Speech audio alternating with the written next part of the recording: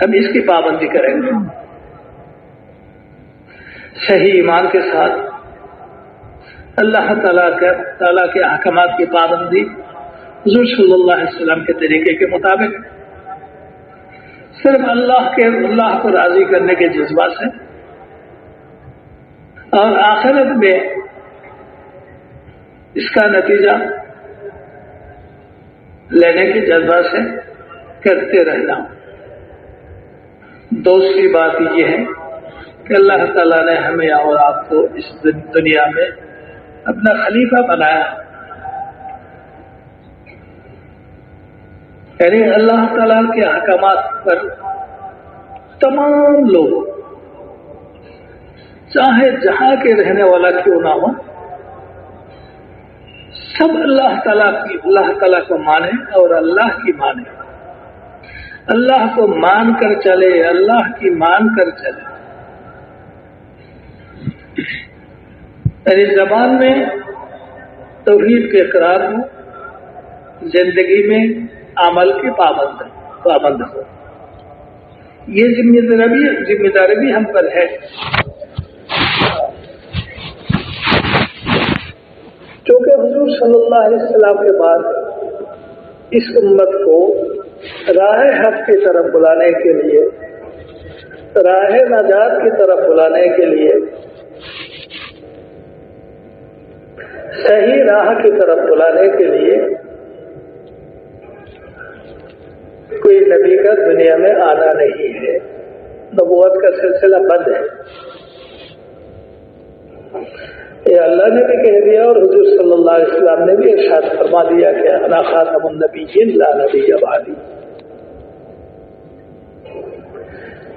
اس اعتبار سے وہ کام جو پہلے انبیاء کرام علیہ السلام سے کرواتے تھے، اس کام کی ذمہ داری اللہ تعالیٰ نے اسی امت پر ڈالی، اور صحابہ نے بھی اسی کو یقین کرتے ہوئے اپنی ذمہ داری کو پورا کرنے کے لیے کھڑا ہو گئے، اور اپنی ذمہ داری صحابہ نے پورا طور پر ادا کی۔ میرے محترم دوستوں اور بزرگوں، اب یہ ذمہ داری ان لوگوں پر ہے جنہوں نے اللہ کا اپنے معبود اقرار کر لیا، اسلام کا اپنا دین اقرار کر لیا، اور محمد صلی اللہ علیہ وسلم کا اپنا نبی اقرار کر لیا، ان کے ذمے میں ہے۔ اس سلسلے میں مجمع ہے، اس مجمع کا جمع ہونے کا تعلق نہ ملک سے ہے نہ مال سے ہے، نہ کسی سے ملک لینا نہیں، نہ کسی کے اندر ملک کو تقسیم کرنا نہیں ہے۔ ملک والا جو ہے، ملک جن کے ہاتھ میں ہے، ان کی ذمہ داری بھی یہی ہے۔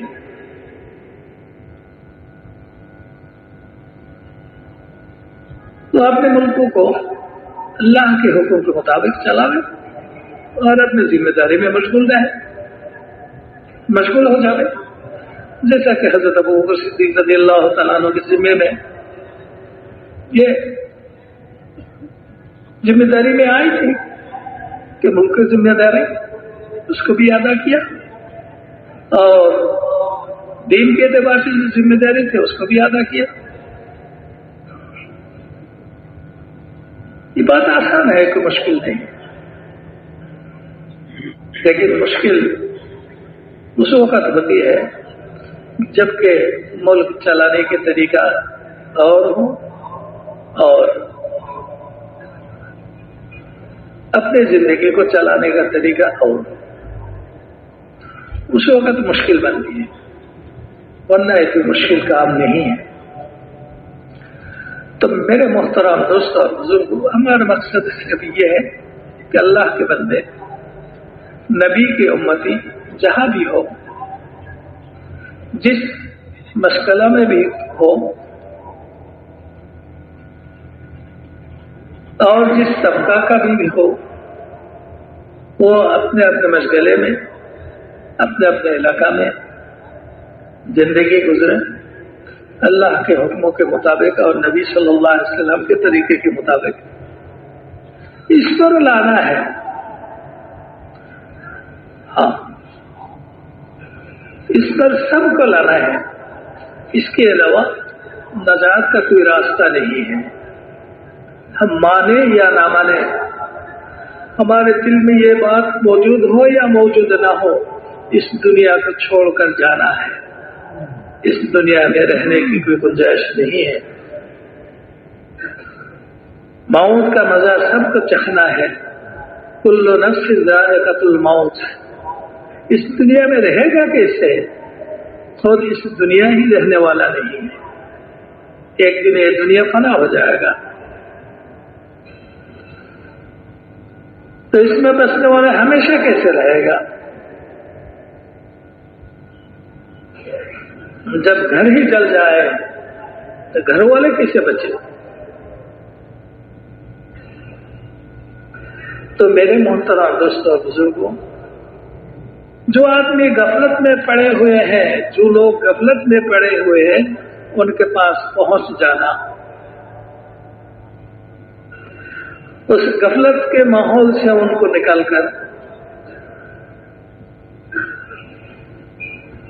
تعلیم کے حلقہ میں بیٹھا کر دعوت والی محنت سے ان کو جوڑ کر ان کے غفلت کو دور کرنا اور ان میں صحیح طلب پیدا کرنا.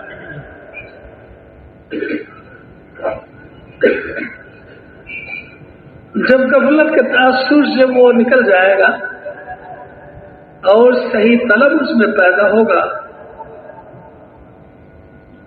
تو خود اپنا ذمہ داری وہ سنبھال لے گا. لیکن اکثر لوگ غفلت میں پڑے ہوئے ہیں. بعض تو کلمہ پڑھنے کے باوجود غفلت میں پڑے ہوئے ہیں.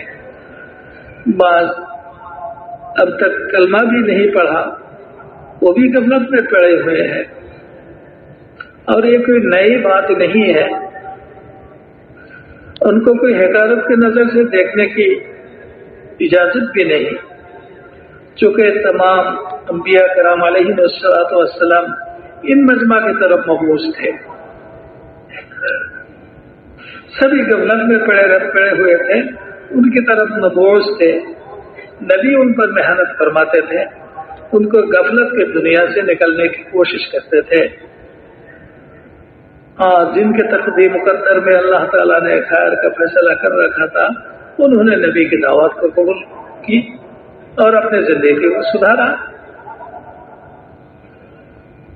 تو میرے محترم دوستوں اور بزرگوں، یہ جو پرانا کا مجمع ہے یہ اسی لیے ہے. پرانا یہ نہ سوچے کہ ہم نے تو بڑوں کے کہنے کے مطابق 3 چلہ دے دیا، سال پورا کر دیا، اندرونی بیرونی بہت اسفار کیا، اب پھر کیا ہے؟ اب جائیں گے ریبٹ کے جوڑ میں نئی نئی باتیں سنیں گے اور اپنے علاقہ میں چلائیں گے. نہیں کوئی بات نہیں ہے. قرآن کریم 1400 سال پہلے سے ہے. نئی کوئی بات نہیں ہے.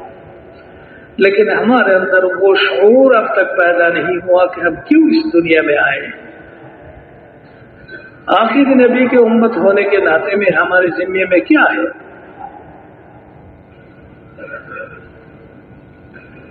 ہم نے تو اب تک اپنے آپ کو اپنے گھر کے ذمہ دار سمجھا،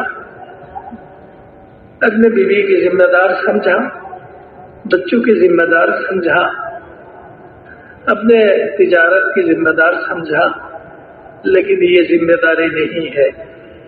اس کا تو فیصلہ اللہ تعالیٰ نے کر دیا.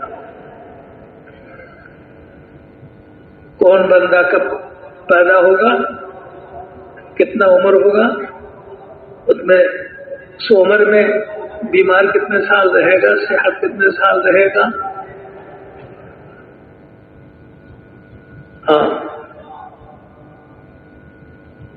کب کیا کھائے گا، کیا پیے گا، یہ سب فیصلہ ہو چکا ہے. فیصلہ ہو چکا ہے. لیکن ذمہ داری تھی کہ تمام دنیا کے انسان، اللہ کے تمام بندے جہنم کی آگ سے کیسے بچے، یہ ذمہ داری تھی۔ اللہ کے ناراضی سے کیسے بچے، ذمہ داری یہ تھی۔ اللہ کے ناراضی سے ان کو بچانے کی کوشش، فکر، درد، غم، کڑھن، جلن دل میں پیدا ہو، یہ ذمہ داری تھی۔ دین کے کمی پر کب پیدا ہو،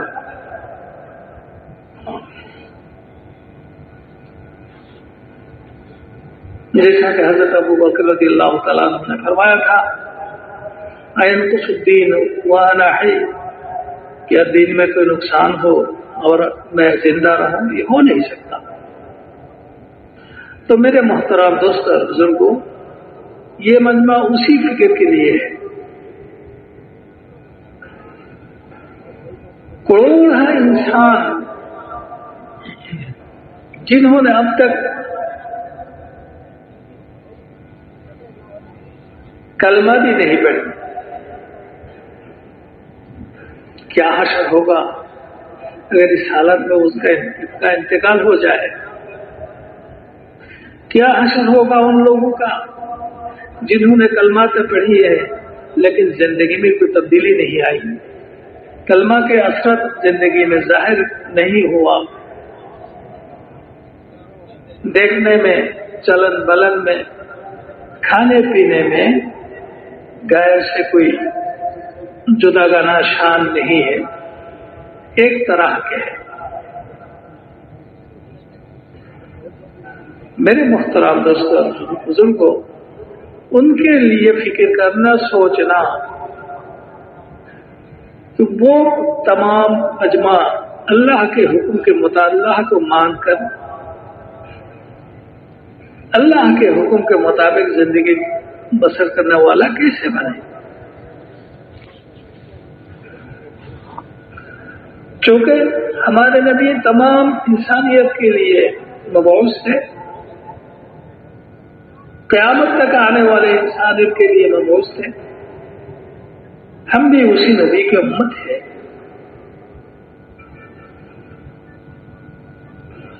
ہم بھی مبعوث ہیں قیامت تک آنے والے انسان کے لیے، کہ آخرت میں ان کو نجات کیسے ملے،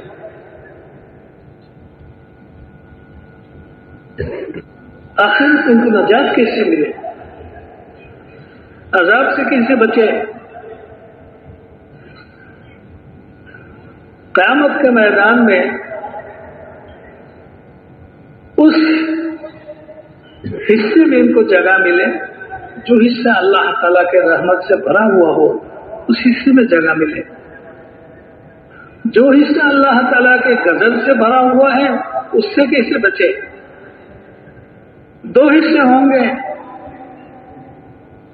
ایک حصہ اللہ کے غضب سے بھرا ہوا، ایک حصہ اللہ تعالیٰ کی رحمت سے بھرا ہوا۔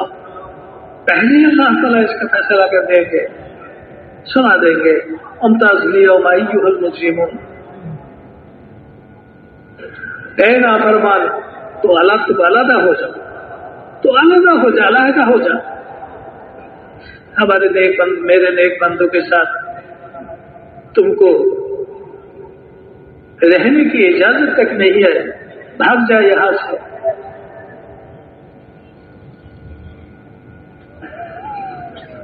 اور یہ غیر قوم کو اگر بھگا دیا گیا، ان کو رحمت کے علاقہ میں جگہ نہ ملے تو ہمارے کیا فائدہ ہے؟ اگر ان کو جگہ مل جاتی تو ہمارے کیا نقصان ہے؟ اللہ کی رحمت کا تو کوئی انتہا نہیں ہے، جنت میں جگہ کی کوئی کمی نہیں ہے۔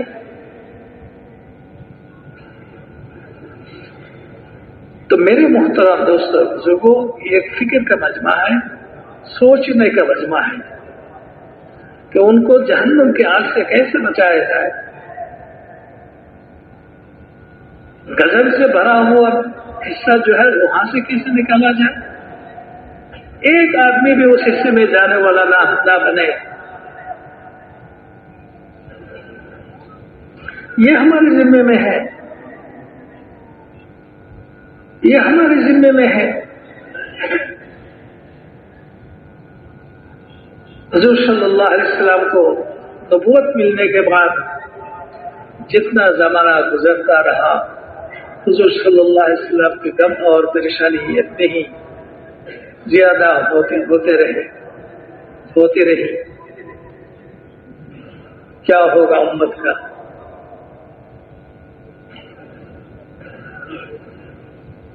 اور ہمارا حال یہ ہے کہ 3 چلہ دے دیا تو اطمینان ہو گیا، سال پورا کر دیا تو اطمینان ہو گیا، 2-4 ملکوں کا سفر ہوا تو اطمینان ہو گیا.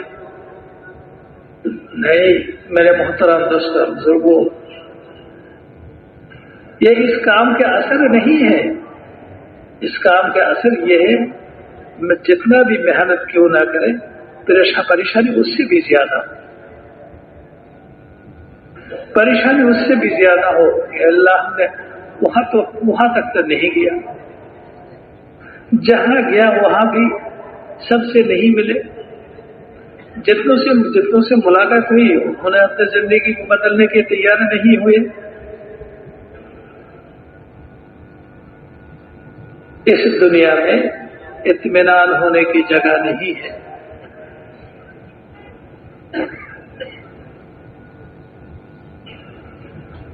پریشانی اٹھانے کی جگہ ہے. جو بندہ اوروں کے آخرت کی فکر کرتے کرتے وہ پریشان ہو جائے گا، اللہ تعالیٰ اس کے لیے سامنے کا راستہ کھولے گا اور اللہ تعالیٰ اس کو رہبری فرمائیں گے. حکمت کا دروازہ اللہ تعالیٰ اس کے لیے کھولیں گے. اپنے خاص مدد کی احاطہ میں اس کو لے لیں گے، اس کے ساتھ رہ کر اللہ تعالیٰ اس کے ہاتھ سے اللہ تعالیٰ اس کام کو کرائیں گے. میرے محترم دوستوں اور بزرگوں، یہ 2 ذمہ داریاں اٹھانے کی جگہ ہے. ایک تو اللہ کو ماننا، اللہ کے حکم کو نبی کے طریقے کے مطابق اپنے زندگی میں پورا کرنا. اور ایک دوسرا یہ کہ دنیا بھر کے انسان، ہر ایک انسان جہاں ہے، جہاں بھی ہے، وہ بھی اللہ کو مانے اور اللہ کی مانے. اللہ معبود ہے اس کا اقرار کرے، اللہ کے حکموں کے مطابق زندگی گزارنے والا بنے. یہ 2 ذمہ داریاں اس امت کے ہر فرد پر ہے. لیکن ہماری کمی کی وجہ سے ہم نے اس کو بھول کیا.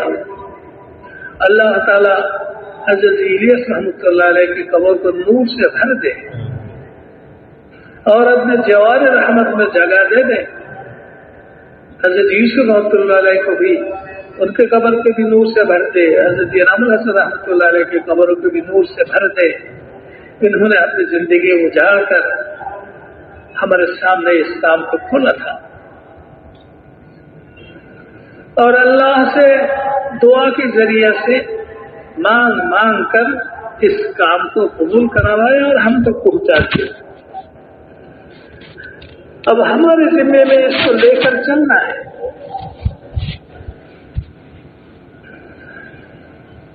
نیت کرنی ہے.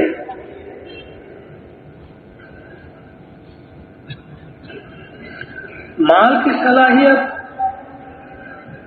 اور زبان کی صلاحیت کوئی کام کا نہیں ہے. اگر یہ کام کسی خاص زبان کے محتاج تھے تو حضور صلی اللہ علیہ وسلم کو کیسے اللہ رب العالمین نے تمام زبان والوں کی طرف بھیجا. حضور صلی اللہ علیہ وسلم تو عرب کے علاوہ اور کوئی زبان نہیں جانتے تھے، کوئی زبان کی محتاج نہیں ہے،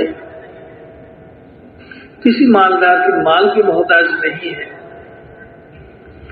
بلکہ پریشان دل کے محتاج ہے۔ کس کے دل میں پریشانی ہو کہ دنیا بھر کے انسان جہنم سے کیسے بچے اور جنت تک کیسے جاوے، یہ پریشانی ہو جس کے دل میں، تو اللہ تعالیٰ اس کو استعمال کرتے ہیں، اس کو استعمال کے لیے راہیں کھولتے ہیں۔ غیبی مدد اس کے شامل حال فرماتے ہیں، اللہ تعالیٰ اس کی زبان پر اثر ڈالتے ہیں، ہر حرکت پر اثر ڈالتے ہیں، لوگ اس سے متاثر ہوتے ہیں اور اپنے عقیدت کو بدل ڈالتے ہیں، اپنے زندگی کو بدلنے کے لیے تیار ہو جاتے ہیں۔ اللہ تعالیٰ کرتے ہیں، لیکن کرتے ہیں اس کے لیے جس کے دل میں یہ پریشانی ہو، جس کے دل میں کیا ہو؟ پریشانی ہو۔ اطمینانی اللہ کے یہاں پسند نہیں ہے، دین کے سلسلے میں اطمینانی پسند نہیں ہے، اور دنیا کے سلسلے میں اطمینانی اللہ تعالیٰ کے پاس بہت پسند ہے، جو دیا بہت ہے۔ جس نے دل سے دنیا کے لائن سے یہ بات کہہ دیا، جس کے دل سے آواز نکلی بہت دیا ہے اللہ تعالیٰ نے، اس کا وہ کبھی ختم نہیں ہوگا، برکت شروع ہو جائے گا۔ لیکن دین کے سلسلے میں اطمینانی یہ اللہ کے نزدیک پسندیدہ نہیں ہے۔ اس لیے جتنے دین پر چلنے والے، جن کا چلنا اللہ کے یہاں مقبول تھے، وہ آخری زندگی میں اپنے آپ کو خالی سمجھتے تھے کہ کچھ نہیں ہے میرے پاس، میں نے کچھ بھی نہیں کیا۔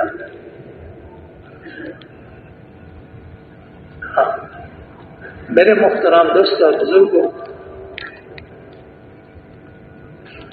دل میں ایک بے چینی ہو،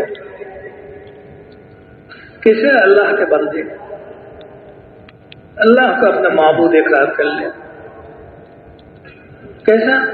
اللہ کو معبود اقرار کرنے والا اللہ کے حکموں کے مطابق چلنے کا فیصلہ کرے۔ تو میرے محترم دوستوں بزرگوں، یہ فکر کا ایک لین دین ہے، اس کے لیے چھٹا ہوا مجمع یہاں بلایا گیا ہے، اس مقصد کے لیے کہ یہ مجمع نیت کر لے دنیا کے آخر کنارے پر جائیں گے،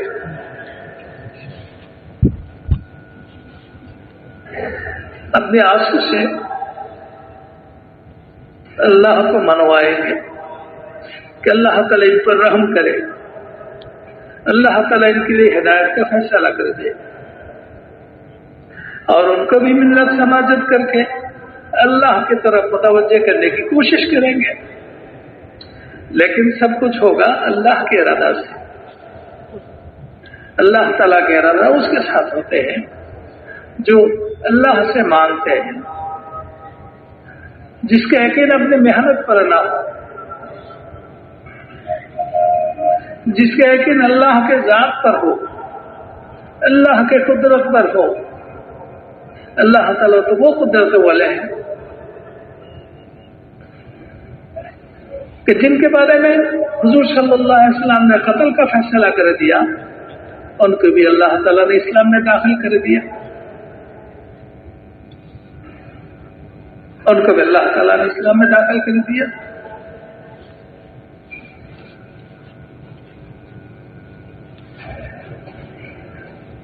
وہ قدرت والے ہیں حضور صلی اللہ علیہ وسلم جس کا اسلام میں آنے کی سب سے زیادہ متمنی تھے، خواہش مند تھے، اللہ تعالیٰ نے ان کو اسلام سے محروم کر دیا۔ ان کے دل تیار نہیں ہوا. ہاں وہ قدرت والے ہیں. اس لیے میرے محترم دوستوں اور بزرگوں، دنیا کے آخر کنارے میں جانا ہے اور اپنے بدن کی تھکاوٹ، بھوک کی تکلیف، رشتہ داروں سے جدائی اس کی تکلیف، اور پھر امت کے درد اور غم کے آنسو، یہ جب اکٹھا ہوں گے اخلاص والی نیت کے ساتھ، یہ اکٹھا ہوتا ہے اخلاص والی نیت پر. اللہ کو اخلاص والی نیت کا معنی ہے کہ اللہ کو راضی کرنے کا جذبہ، اس پر جب اکٹھا ہوں گے تو انشاءاللہ اللہ تعالیٰ کی قدرت سے بعید نہیں ہے کہ اللہ تعالیٰ سب کے لیے ہدایت کا دروازہ کھول دیں گے. میرے محترم دوستوں بزرگوں، یہی تعلیم تھی حضور صلی اللہ علیہ وسلم کی طرف سے امت کے لیے. امت کا ایک حصہ حضور صلی اللہ علیہ وسلم سامنے، حضور صلی اللہ علیہ وسلم کے سامنے تھے، وہ صحابہ کا طبقہ، اور بعد والے حصے حضور صلی اللہ علیہ وسلم کے سامنے نہیں تھے، حاضر نہیں تھے، لیکن ان کی بھی نیت تھی. نیت کے اعتبار سے قیامت تک آنے والے امت حضور صلی اللہ علیہ وسلم کے سامنے تھے کہ بلغوا عنی ولو آیہ.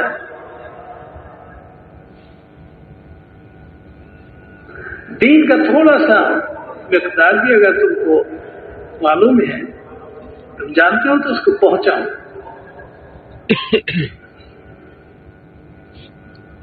ہم پہنچانے والے ہیں،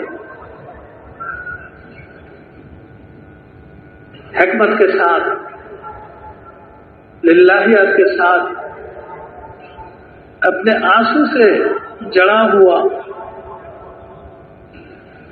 پھر اللہ تعالیٰ ہمیں مایوس نہیں کریں گے. تو میرے محترم دوستوں اور بزرگوں، یہ مجمع اس کے لیے ہے. آج سے میں کسی علاقہ کے رہنے والا ہوں، میں فلاں عورت کے شوہر ہوں، فلاں عورت کا شوہر ہوں، میں فلاں بچے کا باپ ہوں، میں فلاں پیشہ دار ہوں، میں تاجر ہوں، میں کاشتکار ہوں، میں مزدور ہوں، میں نوکری کرنے والا ہوں. اس کو ذہن سے بالکل نکال کر اس جگہ میں اس کو بھر دے کہ میں حضور صلی اللہ علیہ وسلم کی امتی ہوں. حضور صلی اللہ علیہ وسلم کی امتی ہونے کی وجہ سے ہمارے ذمے میں اس دین کو دنیا کے آخر کنارے تک پہنچانا ہے. اور یہ استعداد اللہ تعالیٰ نے ہر امتی میں یہ استعداد رکھی ہے. استعداد دیے بغیر ذمہ داری دینا یہ بیوقوفی کی بات ہے. اللہ تعالیٰ نے استعداد دی رکھی ہے، سب کے اندر یہ استعداد ہے. جو صحت مند ہے اس میں بھی استعداد ہے، جو بیمار ہے اس کے اندر بھی استعداد ہے، جو فقیر ہے اس میں بھی استعداد ہے، جو تونگر ہے اس میں بھی استعداد ہے، جو بول نہیں سکتا اس میں بھی استعداد ہے. جس کا مثال موجود ہے، گونگو کی جماعت مختلف ملکوں میں سفر کر رہے ہیں، صحیح ہے غلط؟ چلتے ہیں. نابینا چل رہے دنیا میں، پاؤں سے معذور وہ بھی چل رہے ہیں. اللہ تعالیٰ نے مثال قائم کر دیا. اتنا تو ہوا کہ مثال قائم ہو گیا. ہم جس طبقہ کے ہیں، ہم نظر ڈالیں اس طبقہ کے بہت آدمی آپ کو ملیں گے کہ وہ چل رہے ہیں. اب عذر کی کوئی گنجائش نہیں ہے، عذر کی کوئی گنجائش نہیں ہے.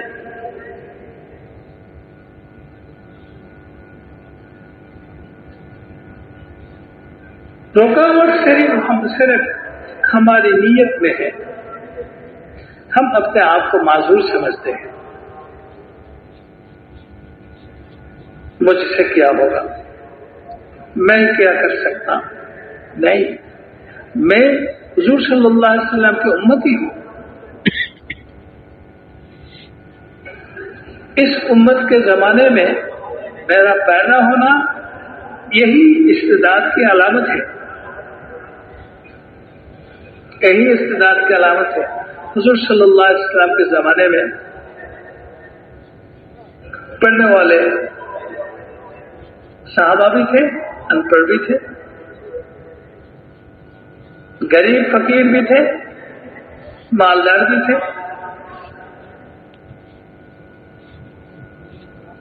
تندرست ہٹا کٹا وہ بھی تھے، بیمار بھی تھے. سب کو حضور صلی اللہ، سب کے سامنے حضور صلی اللہ علیہ وسلم تقاضا پیش کرتے تھے اور سبھی تیار ہو جاتے تھے. کوئی بھی اپنا عذر پیش نہیں کرتے تھے کہ یا رسول اللہ میں تو نابینا ہوں، یا رسول اللہ میں تو چل نہیں سکتا، کہ میرا ٹانگ جو ہے وہ عذر ہے، لگا ہے. کوئی بھی عذر نہیں کرتا. تو میرے محترم ایسا نہیں کہ حضور صلی اللہ علیہ وسلم کے جتنے صحابی تھے سبھی ہٹا کٹا تھے، سبھی مالدار تھے، سبھی مختلف زبانوں کے جاننے والے تھے، سبھی بڑے ہوشیار تھے حضرت عمر رضی اللہ تعالیٰ عنہ کی طرح، سبھی بڑے بہادر تھے حضرت خالد بن ولید، ابو عبیدہ بن الجراح، عمرو بن العاص رضی اللہ تعالیٰ عنہ کی طرح نہیں. کمزور بھی تھے، ڈرپوک بھی تھے، ہاں، لیکن امت ہونے کی حیثیت سے سب میں استعداد موجود ہے. کیوں نہ ہو؟ اللہ تعالیٰ نے پہلے تمام روحوں کو پیدا کرنے کے بعد انبیاء کرام علیہ الصلوۃ والسلام کے ارواح کو چھانٹ لیا. پھر جتنے روحیں بچے ان میں سے اس امت کے ارواح کو چھانٹ لیا، استعداد والا روح، اور اس کا فیصلہ کر دیا کہ آخری نبی کی امت ہے.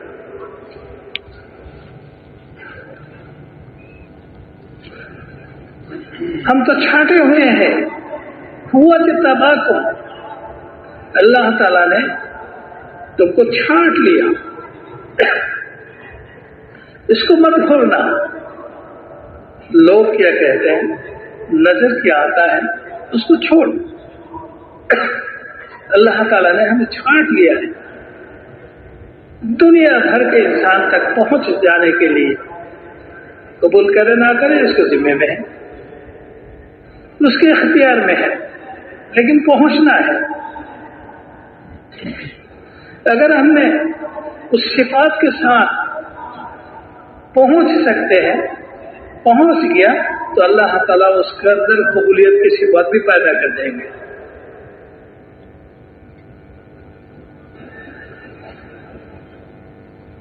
رات کے دعا اور گڑگڑانا دین کے محنت میں فرق پڑ جاتا ہے. حضور صلی اللہ علیہ وسلم رات کو دعائیں مانگتے تھے.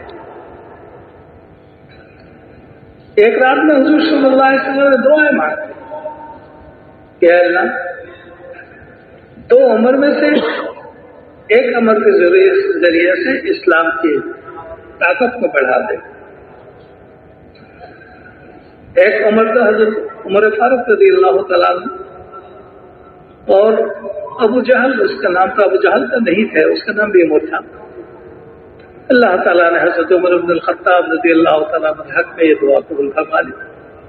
حالانکہ ان کے بارے میں لوگوں کا کہنا یہ تھا کہ خطب کے گدھا تو مسلمان ہو سکتا ہے، خطب کا بیٹا مسلمان نہیں ہو سکتا. لیکن دعا کے ذریعے سے اللہ تعالیٰ نے حضرت عمر رضی اللہ تعالیٰ عنہ کو، حضور صلی اللہ علیہ وسلم نے حضرت عمر رضی اللہ تعالیٰ عنہ سے اللہ سے مانگ لیا.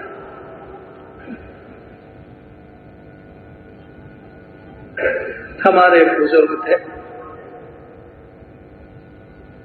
آپ حضرت سبھی ان کے نام جانتے ہیں، حضرت مولانا عطا اللہ شاہ بخاری رحمۃ اللہ علیہ.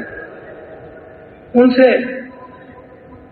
किसी ने सवाल किया कि उमर और अली में क्या फर्क है। हजरत महसूद के लिए कुछ शिया है,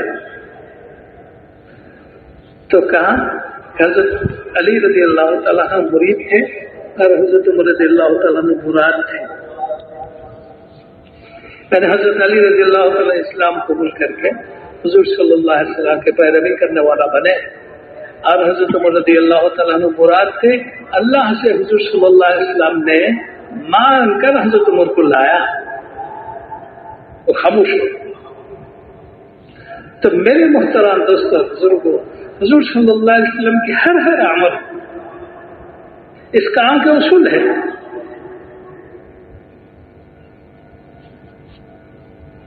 कि जिसका मुसलमान होना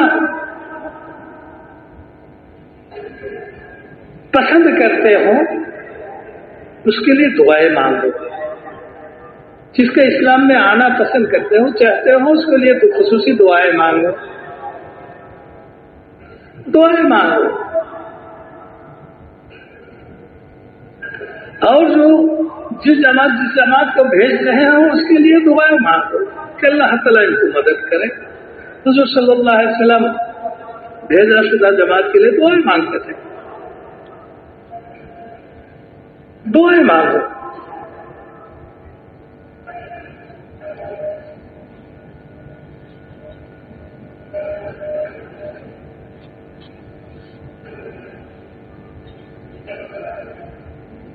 एक दफा हमारे मुल्क में पुराना के जोड़ में पहले 10 दिन का जोड़ होता था, बीच में 4 दिन वो जमातें बाहर निकल जाती थी। तीनों मुल्क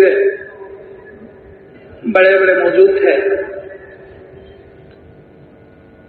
तो दूर के ही किसी जिला में एक काफिला का सफर हुआ और एक काफिला दूसरे जिले में।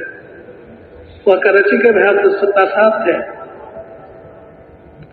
जब हम गश्त के लिए निकले तो भाई अब्दुल सत्तार साहब ने कहा, मियां जी मेहराब रहमतुल्लाह अलैह से कि जब गश्त के लिए निकलते थे हजरत इलियास रहमतुल्लाह अलैह के जमाने में, तो अब क्या करते थे। मियां जी मेहराब रहमतुल्लाह अलैह ने फरमाया, गश्त चाहे उमूमी हो, गश्त चाहे खुसूसी हो, जो भी हो, मस्जिद से निकलने के बाद दुआ के बगैर हमने कभी, बड़े हजरत के जमाने में हमने कभी गश्त के लिए निकलना नहीं देखा। दुआएं मांगते हैं, पहले दुआएं मांगते थे फिर जाते थे। इस काम का रूह है दुआएं मांगना, हर अमल से पहले दुआएं मांगना। तो मेरे मुहतरम दोस्तों बुजुर्गों, हम अगर उसूलों को पूरा कर देंगे, हमारे बड़ों के बताया हुआ उसूल जो है उसको पूरा करेंगे, तो इसका हमारे मेहनत में असर अल्लाह ताला खुद पैदा करेगा। अल्लाह ताला मुखलिसीन की मेहनत को ज़ाय नहीं करते, इसकी हिफाजत करते हैं।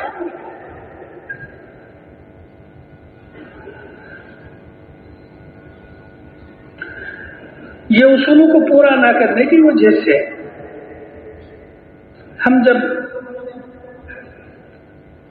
किसी तकाज़ा से वापस आते हैं और घर जाते हैं तो हमारा जज्बा कमजोर पड़ जाता है। फिर दोबारा हमें तश्कील करना पड़ता है।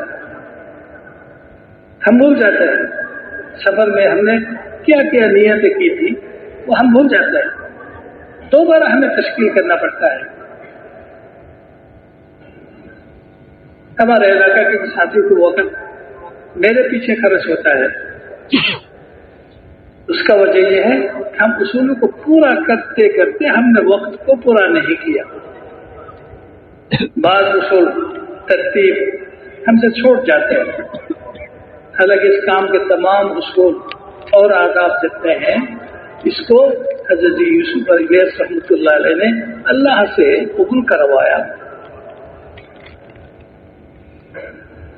हाँ, एक दफा यमन में हाजी अब्दुल हक साहब रहमतुल्लाह अलैह ने फरमाया था कि हज़रत यूसुफ इलियास रहमतुल्लाह अलैह ने फरमाया, मैंने इस काम के तमाम तरतीब को और उसूल को अल्लाह से कबूल करवाया। کوئی اگر اپنا کوئی مقصد حاصل کرنے کے لیے اس کام کے اصولوں کو نقل کرنا چاہے، نقل اترنا چاہے تو اس کا نہیں چلے گا۔ اس اصولوں کو میں نے اس کام کے لیے قبول کرا ہے۔ اس لیے میرے محترم دوست اور بزرگوں، ہمارے ذمے میں بڑوں سے پوچھ کر اس کام کے اصول کو پورا کرنا ہے۔ جو اس کام کے اصول کو پورا کرتے کرتے اپنا وقت پورا کرے گا، اللہ تعالیٰ اس کے لیے آگے کا راستہ کھلے گا، وہ آدمی مکمل ہو جاتا ہے، اس کام کے قابل بن جاتا ہے۔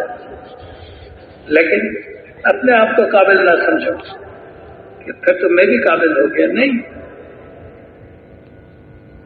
یہ فتویٰ کوئی بھی آپ کے بارے میں نہ دے، بلکہ اپنے کو ناقص سمجھتے رہے۔ ہم کامل ہوتے ہوتے کہاں تک پہنچیں گے؟ حضرت ابوبکر صدیق رضی اللہ تعالیٰ عنہ کے درجہ ہے، وہاں تک پہنچ سکتے ہیں؟ کبھی نہیں۔ حضرت عمر رضی اللہ تعالیٰ عنہ کے درجہ تک، مقام تک پہنچ سکتے ہیں؟ کبھی نہیں۔ اور وہ تو اپنے کو ناقابل سمجھتے تھے۔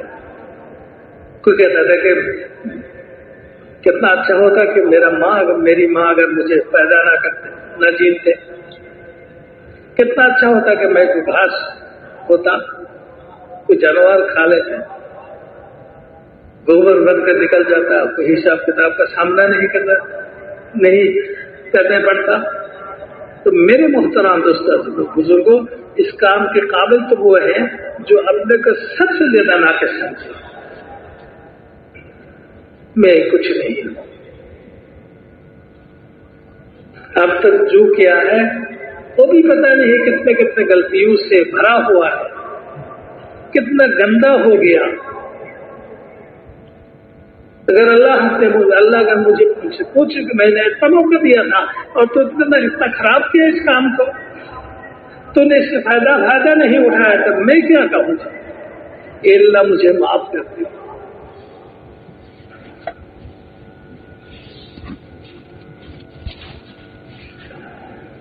اس کام کا طریقہ یہی ہے، کرتا جائے اور اپنے کو ناقص سمجھتا جائے۔ حضرت ابوبکر رضی اللہ تعالیٰ عنہ زندگی میں پتہ نہیں کتنا دفعہ کہا کہ قابل تو اس کے عہدے کے قابل عمر تھے، لیکن اس نے مجھے مجبور کیا اس ذمہ داری کو قبول کرنے کے لیے۔ وہ قابل تھے، میں نہیں۔ یہ تو تمام نبیوں کی شان ہے۔ نبی دنیا میں بھی اپنے کو قصوروار سمجھتا رہا، اور قیامت کے میدان میں بھی اپنے کو قصوروار سمجھتے رہیں گے، میں قصوروار ہوں۔ کوئی اپنے کو قابل نہ سمجھے، کوئی شہر اپنے کو کوئی قابل نہ سمجھے کہ یہ شہر والے بہت اچھے ہیں، ہر تقاضا پورا کرتے ہیں، نہیں، کچھ بھی نہیں ہے۔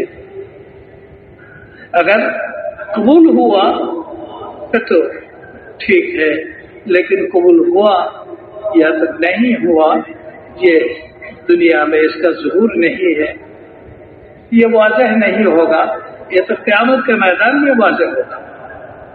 کس کی محنت قبول ہوئی، کس کی محنت، کس علاقہ والوں کی محنت قبول ہوئی، کس شہر کی محنت قبول ہوئی، یہ دنیا میں اس کا فتویٰ کوئی بھی نہیں دے سکتا۔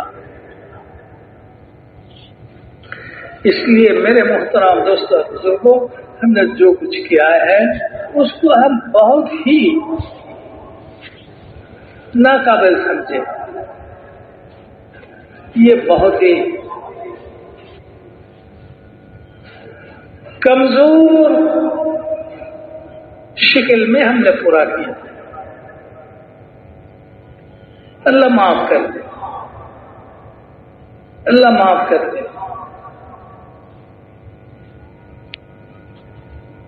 پھر اچھی طرح کرنے کی توفیق دے دے۔ اس کے بعد بھی کہے کہ اللہ یہ بھی قصوروار ہوا، خطا سے بھرا ہوا، اللہ معاف کر دے، پھر اگلی مرتبہ اچھی طرح کرنے کی توفیق دے دے۔ تو میرے محترم دوستوں اور بزرگوں، اگر یہ الفاظ صرف زبانی نہ ہو بلکہ دل کی ہو تو اللہ کے نزدیک یہی بندہ جو ہے مقبول ہے۔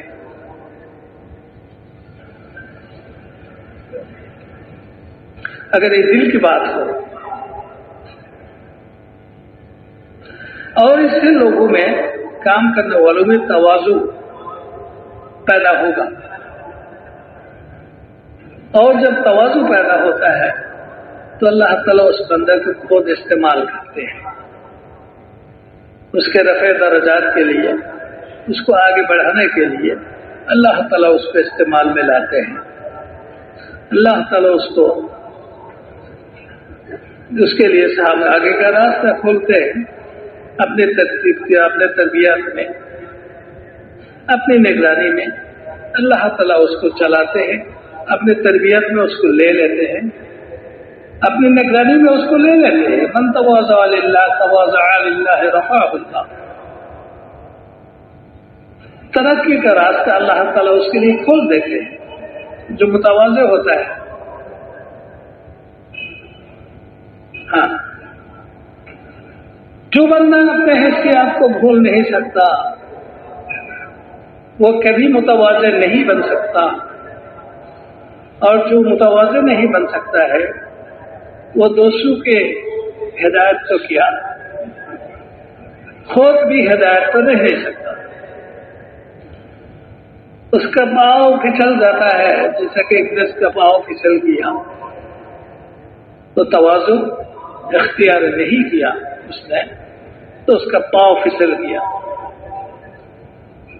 تمام کیا کرایا برباد ہو گیا۔ اللہ کے ناراضی آباد الآباد کے لیے ان پر آ گئی، پھر کبھی اللہ تعالیٰ ان سے راضی نہیں ہوگا، کبھی بھی راضی نہیں ہوں گے، فیصلہ کر دیا اس کے لیے جہنم کا۔ تو میرے محترم دوستوں اور بزرگوں، دین کے ہر بات کا جتنے نتائج ہیں ان میں اہم نتیجہ یہ ہے کہ اس میں اس کے تواضع میں زیادتی ہوتی رہی، تواضع بڑھتا رہے۔ ہاں،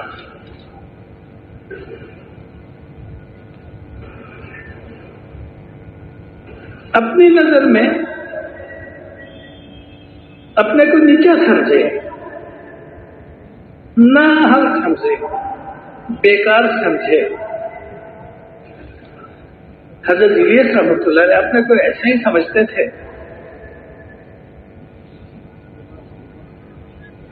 ایک میاں جی مہراب رحمۃ اللہ علیہ نے سنایا، ایک آدمی آیا، وہ پریشان تھے کسی وجہ سے کتابیں لینے کے لیے، ان کو بیٹھایا، اقرار کیا اور دھیان سے ان کی بات سنی، اور جبکہ انہوں نے کہا کہ حضرت میں پریشان ہوں، میرے اوپر ایک پریشانی ہے، تعویذ دے دیں، یہ تدبیر دے دیں۔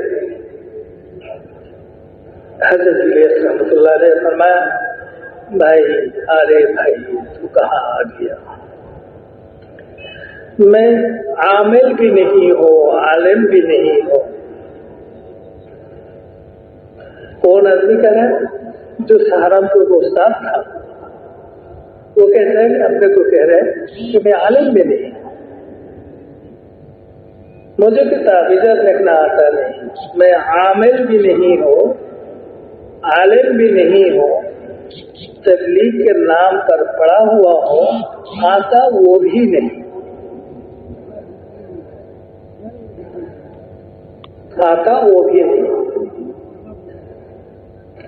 یعنی اس کو بھی میں کر نہیں سکتا۔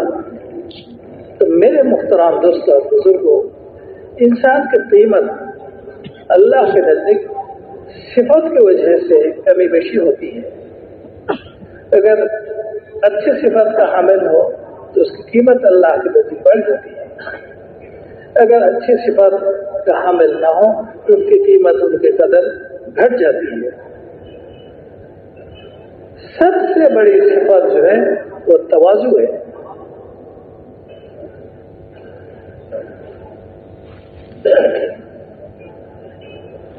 جس میں تواضع پیدا ہو جاتی ہے، ایک ہے باتکلف تواضع کرنا، اس میں تو منافق نفاق پیدا ہوتی ہے. باتکلف اپنے آپ کو متواضع ظاہر کرنا، اس سے نفاق پیدا ہوتی ہے اندر میں. لیکن کوئی اگر حقیقت میں کسی کا تواضع پیدا ہو جائے تو میرے محترم دوست اور بزرگوں، اس کے لیے اللہ کو ماننا اور نبی کو ماننا آسان ہو جاتا ہے، چونکہ وہ اپنے بے حیثیت سمجھتے ہیں. اللہ کی رحمت اس کی طرف متوجہ ہوتے ہیں. جس کی طرف اللہ کی رحمت متوجہ ہوتی ہے تو میرے محترم دوست اور بزرگوں، اللہ کی رحمت کا سب سے بڑا اثر یہ ہوتا ہے، اللہ تعالیٰ اس کو ایمان، مکمل ایمان کو قبول کرنے کے لیے توفیق دے دیتے ہیں. اس کے ایمان کو اللہ تعالیٰ مکمل کر دیتے ہیں. جو متواضع ہوتے ہیں وہ متبع ہو جاتے ہیں، اطاعت کرنے والا بن جاتا ہے. اللہ پر اس کی ایمان مکمل ہو جاتا ہے. شیطان اس کو بھٹکا نہیں سکتا، اسے بے حیثیت ہے. شیطان کے نقشے میں وہ آتے نہیں، قبضے میں وہ آتے نہیں. شیطان کو پتہ ہی نہیں چلتا وہ اندر سے کہاں تک پہنچ گیا، اندر سے کہاں تک پہنچ گیا نظر نہیں آتا. اللہ تعالیٰ اس کو ایمان کی تکمیل کی توفیق دے دیتے ہیں. ایمان کی تکمیل ہوتی ہے اقرار اور اعمال کے مجموعہ سے، اقرار اور اعمال کے مجموعہ سے، اور اعمال کی تکمیل ہوتی ہے اطاعت کی مجموعہ سے. یعنی ہر نقل حرکت میں حضور صلی اللہ علیہ وسلم کی اطاعت. جب ہر نقل حرکت میں حضور صلی اللہ علیہ وسلم کی اطاعت پر آ جاتا ہے تو میرے محترم دوست اور بزرگوں، اللہ تعالیٰ کی خاص مہربانی اس کی طرف متوجہ ہوتی ہے اور اللہ تعالیٰ ان کے تمام گناہوں کو مغفرت کر دیتے ہیں.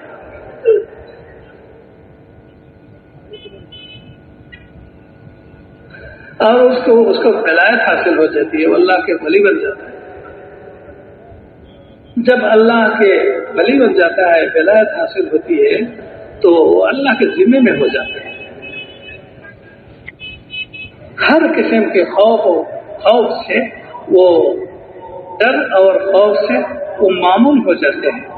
الا ان اولیاء اللہ لا خوف علیہم ولا هم يحزنون. کسی قسم کا ڈر نہیں ہوتا، نہ کسی شریر کا ڈر ہوتے ہیں، نہ کسی جانور کا ڈر ہوتے ہیں. نکل جاتے ہیں، وہ معمول ہو جاتے ہیں. مدینے میں ایک رات ایسا ایک آواز سنائی گئی، سب گھبرا گئے. گھبرا کر لوگ اپنے گھر میں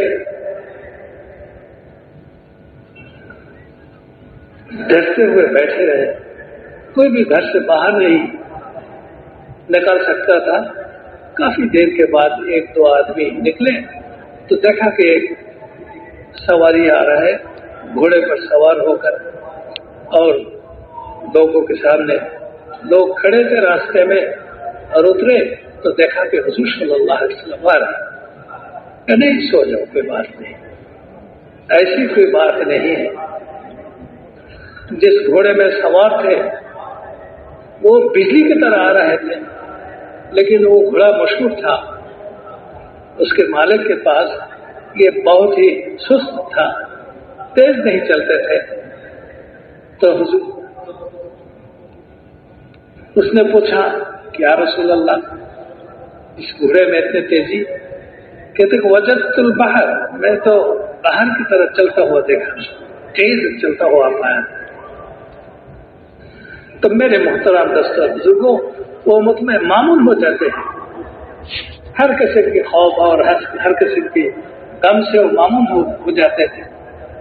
حضرت عمر فاروق رضی اللہ تعالیٰ عنہ کے دل سے ہر قسم کے ڈر نکل گیا، نکلا ہوا تھا، نکل گیا تھا۔ دوپہر کو وہ باغ میں جا کے سو جاتے، بے خوف سو جاتے۔ میرے محترم دوستوں بزرگوں، یہی ہے اطاعت کا نتیجہ۔ اطاعت کس کی ہے؟ اللہ کی اطاعت ہے، اللہ کے نبی کے اطاعت ہے اور اولو الامر کے اطاعت ہے۔ جو متوازن ہوتے ہیں اس کے لیے اطاعت آسان ہو جاتی ہے، جس کے اندر توازن نہیں ہے وہ مطیع نہیں ہو سکتا، اس کا ذہن، اس کا دماغ اشکالات سے بھرا ہوا ہوتا ہے۔ اشکالات سے کیا ہوتا ہے؟ بھرا ہوا ہوتا ہے، اعتراضات سے بھرا ہوا ہوتا ہے، مطیع نہیں ہو سکتا۔ حالانکہ اسلام نے جس چیز کو چاہا جا رہا ہے وہ مطیع اطاعت کو چاہا جا رہا ہے، تم مطیع بن جاؤ، اللہ کی اطاعت کرنے والا بنو، نبی کی اطاعت کرنے والا بنو،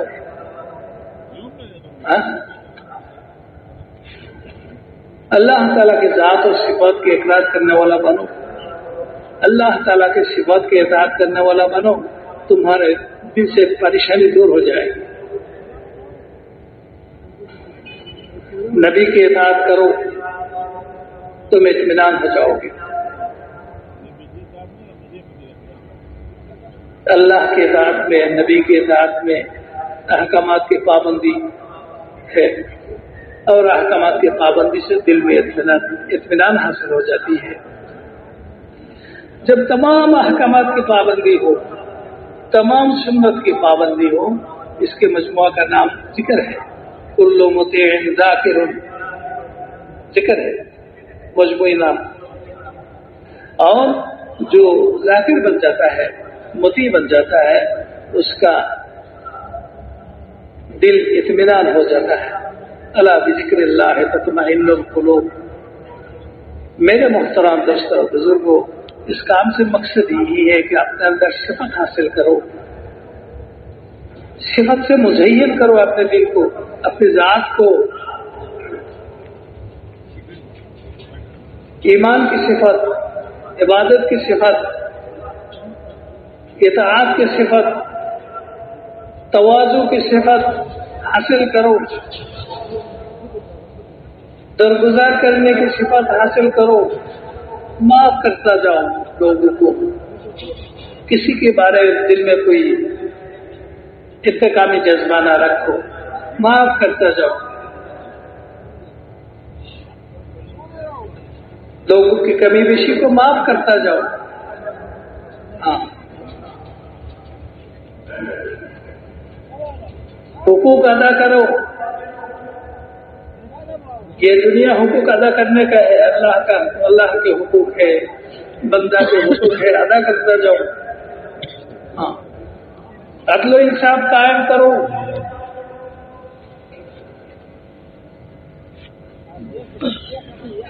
جس چیز کی طرف رغبت ہوتی ہے، دنیا میں جس چیز کی طرف رغبت ہوتی ہے اس میں دوسروں کو ترجیح دو، اس میں کیا کرتا، دوسروں کو ترجیح دے دو۔ اگرچہ تم ضرورت مند ہو لیکن دوسروں کو ترجیح دے دو، ایثار کرو، احسان کرو، اللہ کے لیے کرو۔ جب تم یہ کرو گے تو تمہارے اندر حقیقت حیا پیدا ہوگا، حقیقت حیا پیدا ہوگا۔ جب تم یہ کرو گے تو تمہارے سامنے تمہارا گناہ جو ہے وہ حاضر ہوگا، پھر تم ڈر جاؤ گے، شرمندہ ہو جاؤ گے، اللہ میں نے تو یہ کیا ہے، لوگ نہیں جانتے لیکن تم جانتے ہو، تو جانتا ہے، سب انشاء ہو جائے گا، توبہ کی کیفیت پیدا ہوگی، استغفار کی کیفیت پیدا ہوگی۔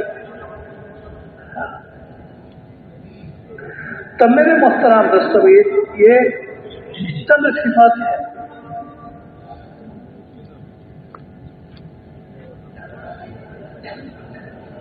اس صفات کو حاصل کرنے کے لیے یہ محنت ہے. اپنی ذات کے اعتبار سے اپنے اندر یہ صفت پیدا ہو جائے اور اس صفات کو لے کر جب ہم لوگوں میں چلیں گے تو میرے محترم دوستوں کو ہمارے ادنا سی بات پر لوگوں کے دل کا رخ اللہ کی طرف پڑے گا، جس کو ہدایت کہتے ہیں.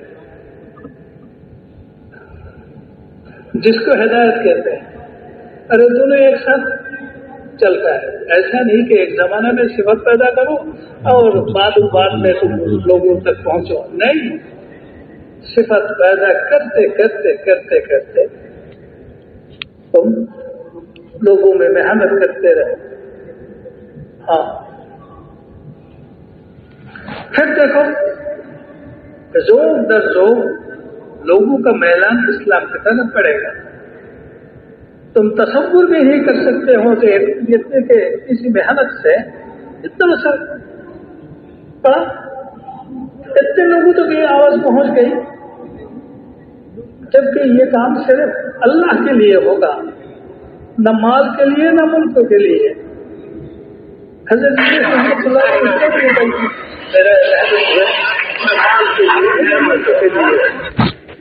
صرف یہ چیز تھا کہ حضور صلی اللہ علیہ وسلم کے زمانے میں مسجد نبوی میں جو اعمال زندہ تھے، چالو تھے، جاری تھے، وہ عمل ہر مسجد میں شروع ہو جائے. مدینہ منورہ میں جو عمل چالو تھے، مدینہ منورہ کی جو حالت تھی حضور صلی اللہ علیہ وسلم کے زمانے میں، وہ ماحول، وہ حالت ساری دنیا کے شہروں میں، گاؤں میں پھیل جائے. بس یہی چاہتا ہوں، اور اس میں کسی کا کوئی اعتراض نہیں ہوگا. ملک والے دیکھیں گے تو ملک نہیں چاہتے. حضرت یوسف رحمۃ اللہ علیہ نے اور بھی وضاحت کر دی کہ دیکھو اگر کوئی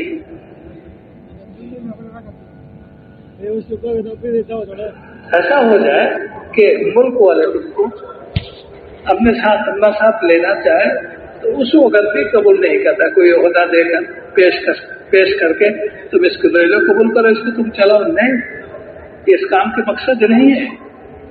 اس کام کے مقصد تو یہ ہے حیات نبوی کو زندہ کرنا، حیات نبوی کو زندہ کرنا، نبوی زندگی کو زندہ کرنا. تمام دنیا بھر کے انسان پورے دن اس اعمال میں مشغول رہے جس اعمال میں حضور صلی اللہ علیہ وسلم دن میں مشغول رہتے تھے. رات میں اس اعمال کے ساتھ کھڑا ہو جائے جس اعمال کے ساتھ حضور صلی اللہ علیہ وسلم رات گزرتے تھے. سفر میں عمل زندہ ہو جائے جس اعمال کو حضور صلی اللہ علیہ وسلم سفر میں کرتے تھے. مال کے سلسلے میں وہ فیصلہ ہم کر لے جو فیصلہ حضور صلی اللہ علیہ وسلم مال کے سلسلے میں کرتے تھے. ہاں،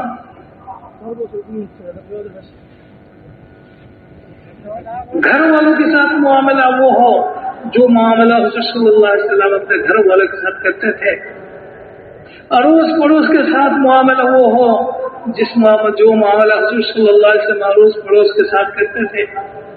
باہر سے آنے والوں مجمع کے ساتھ وہ معاملہ ہو جو معاملہ حضور صلی اللہ علیہ وسلم باہر سے آنے والے مجمع کے ساتھ کرتے تھے. مطلب یہ ہے کہ حضور صلی اللہ علیہ وسلم کے زندگی کو اعمال کے ذریعے سے زندہ کرنا، اور اسی میں اللہ کی رضا مرہون ہے. اللہ کی رضا مندی رکھی ہوئی ہے، چھپی ہوئی ہے. اللہ کی رضا مندی اسی میں چھپی ہوئی ہے. اگر اللہ تعالیٰ ہم پر راضی ہو گیا تو میرے محترم دوستوں بزرگوں، موت کے وقت سے لے کر جنت تک وہ وعدہ ہم آگے بڑھیں گے. اللہ کا وعدہ پورا ہوتا ہوا ہم دیکھیں گے. ہم آگے بڑھیں گے، اللہ تعالیٰ اپنا وعدہ پورا کرتے رہیں گے. پورا کرتے کرتے کرتے کرتے اللہ تعالیٰ جنت میں پہنچا دیں گے. یہی کامیابی ہے. فمن زحزح عن النار وادخل الجنة فقد فاز. جس کو جہنم سے بچا دیا گیا، جنت میں داخل کر دیا گیا، وہی آدمی کامیاب ہو گئے، بے شک وہ کامیاب ہو گئے۔ ہم اگر کامیابی چاہیں تو اس لائن پر اپنے زندگی کو اٹھانا ہے، اس کے لیے تیار ہے انشاءاللہ۔ اللہ تعالیٰ سب کو قبول کرے۔ میرے محترم دوستوں بزرگوں، چند دن کے لیے 2 4 دن 5 دن کے لیے ہم یہاں پہنچے ہیں، اعمال میں مشغول ہو کر اپنے اوقات کی حفاظت کرنا ہے۔ اجتماعی اعمال کے موقع پہ اجتماعی اعمال میں ہم مشغول رہیں گے، اجتماعی اعمال کے بعد انفرادی اعمال میں مشغول رہیں گے۔ ضرورت کے مقدار پر رکھیں گے۔ اعمال سے روح نکل جاتا ہے اس وقت جب کہ آدمی فارغ اوقات میں ادھر ادھر کی بات میں مشغول ہو جاتے ہیں، جو بات نہ دنیا کے لیے فائدہ ہے مفید ہے، نہ آخرت کے لیے مفید ہے۔ صحابہ اس سے اپنے کو بچاتے تھے۔ حضرت ابو ذر غفاری رضی اللہ تعالیٰ نصیحت کرتے تھے، اجعلوا الکلام کلمتین، تم اپنے تمام باتوں کو 2 حصے میں منقسم کرو، کلمۃ باقیۃ لامر آخرتکم وکلمۃ نافعۃ لامر دنیا۔ ایک تو وہ کلمہ جو آخرت کے لیے باقی رہے، اللہ کا ذکر، تسبیحات، دعا، تلاوت، اور ایک کلمہ وہ ہو جو تمہارے دنیا کے کاموں کے لیے مفید ہو۔ والثالث یضر ولا ينفع، ان 2 قسم کے علاوہ تیسری قسم کا کوئی بات اگر تم نے کر دی تو تمہارے لیے نقصان ہوگا، مفید نہیں ہوگا۔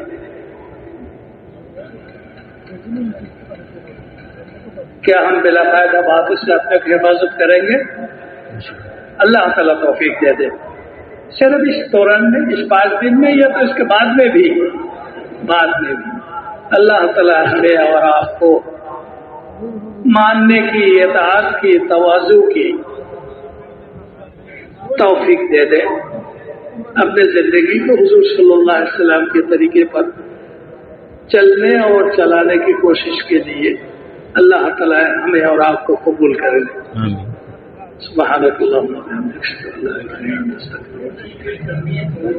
جی ہاں، تشریف رکھیں۔ اللہ آپ کو جزائے خیر دے۔ الحمدللہ ہمارے جوڑ کا یہ آج پہلا بیان مغرب کا ہوا۔ الحمدللہ سارے ساتھی پرانے ہیں، تو اس کے لیے جیسے بیان میں بھی بات سامنے آ گئی کہ پورے عالم نے ہم نے انشاءاللہ جانا ہے، تو سارے عالم کی نیت ہے نا بھائی۔ اب حلقوں کے اعتبار سے تشریف رکھیں، تھوڑی تشریف رکھیں۔ حلقوں کے اعتبار سے 7 مہینے جماعتوں کی نیت اور ارادے لکھوائیں، کس حلقے سے کتنی جماعتیں سال کے لیے اور کتنی 7 مہینے کے لیے تیار ہیں۔ جی بتائیں جی۔